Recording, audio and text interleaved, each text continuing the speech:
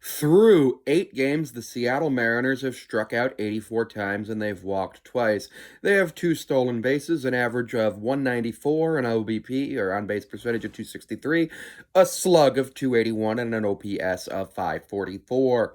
They've had 253 at bats as of the end of the 8th inning. They've scored 20 runs and had 49 hits as of when I loaded this website, which gonna have to reload again because they just gave up a walk-off walk to the Milwaukee Brewers. So the Mariners did not play well during the early parts of the game. Mariners now have 22 runs, 52 hits, 11 doubles, and 4 home runs with 22 RBIs. Raised their batting average to 201, raised their on base to 270, their slug to 290, and their OPS to 560. The 84 strikeouts are tied for third in the league behind the Dodgers with 94, with multiple extra games played. The Pirates and the Athletics also have 84. Mariners have only been able to walk 20 times this season. Not great. Not great at all. And this 84 strikeouts is through 8 games, so over 10 strikeouts per game.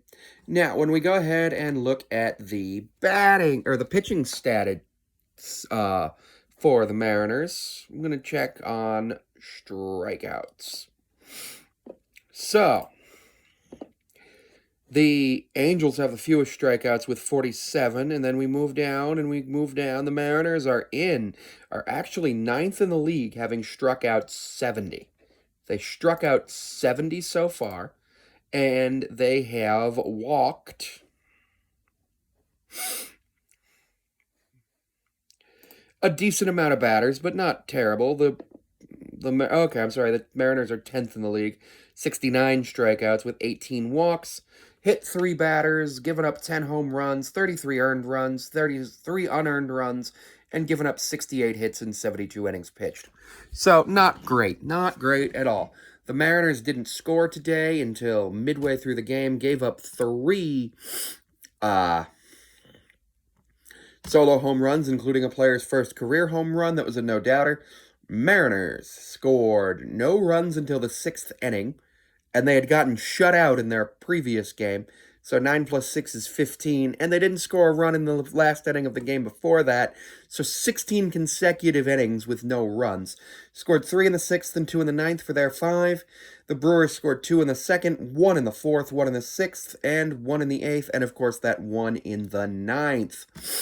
The losing pitcher was Munoz, and Iribe got the win. Both of them now have a 6.75 ERA. JP had a run and a hit and a walk, got on base twice.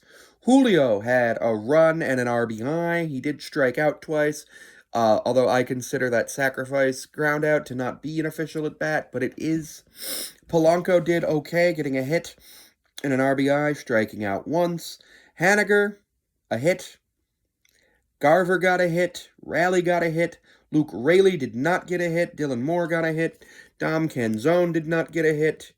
Samad Taylor got 1 hit in 2 plate appearances, and Urias got a hit. Mariners had 8 hits, as did the Brewers. Mariners had 5 RBAs, Brewers had 6. Mariners struck out 10 times, Brewers struck out 9 times. Mariners walked twice, Brewers walked 6 times, including 4 in the final inning. So prior to that, it wasn't actually a really bad situation. It was a tie game going into the bottom of the 9th. We had Munoz on the mound. I thought it was going to be, maybe give up a base runner, maybe not too much, but he didn't give up a base hit. He gave up 4 walks, including the RBI walk to walk off the game, which was really bad.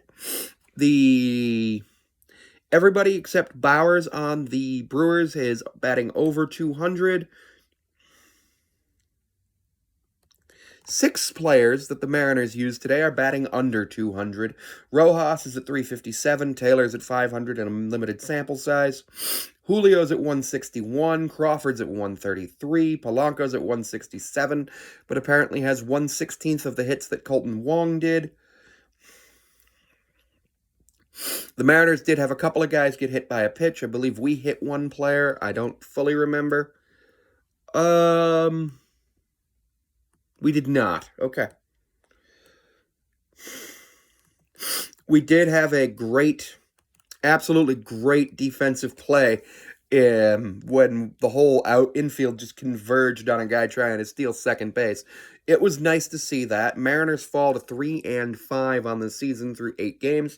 They will play again tomorrow against the Brewers and Sunday against the Brewers before going against the Blue Jays for 3. Not a great game, not something that you want to write home to. I do expect that the Mariners bats will get hot. The Mariners will be in a dome on Tuesday through Thursday, Monday, Tuesday, Wednesday.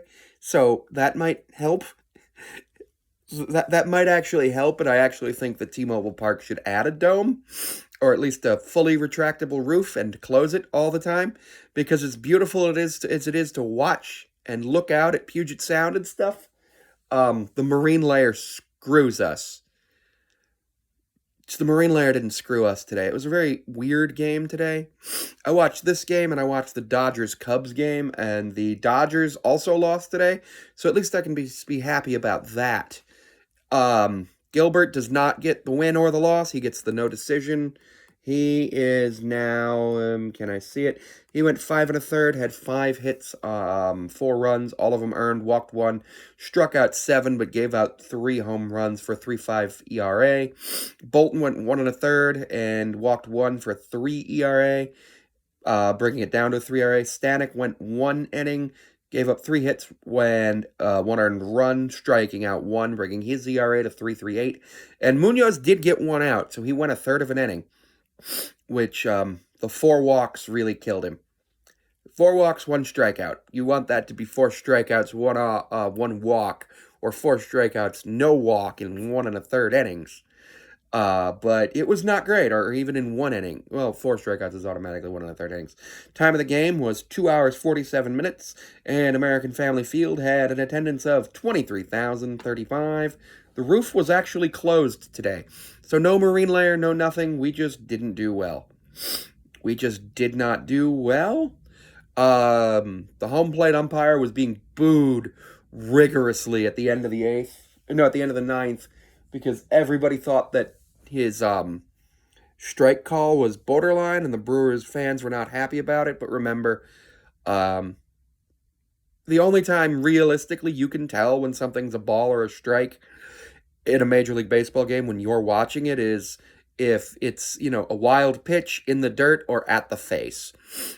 And obviously everybody can tell when or if they swing, if they swing at a ball way outside, or any ball, and they just swing, that's automatically a strike, because whether the ball's in or out of the strike zone, you swung at it. I do want to see the ump auditor thing tomorrow. So with 84 strikeouts now through 8 games, the Mariners are striking out 10.5 times per game, which means that they are on pace to strike out only 1,701 times, which is better than the other day. So they actually dropped out their projected strikeouts by 160 in the last week. So they did kind of lower their strikeouts.